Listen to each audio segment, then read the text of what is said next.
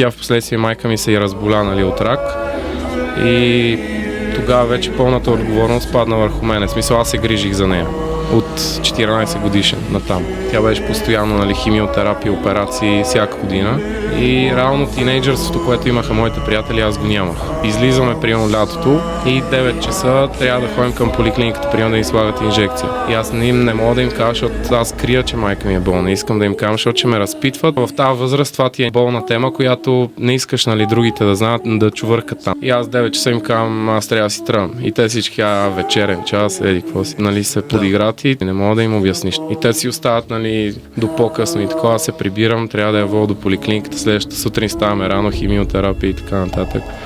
Не го пожелавам на никой да го минава това нещо в такава възраст, но ако някой ме пита дали би го премахнал, нали, като случка от живота си, не бих, защото това ме кали супер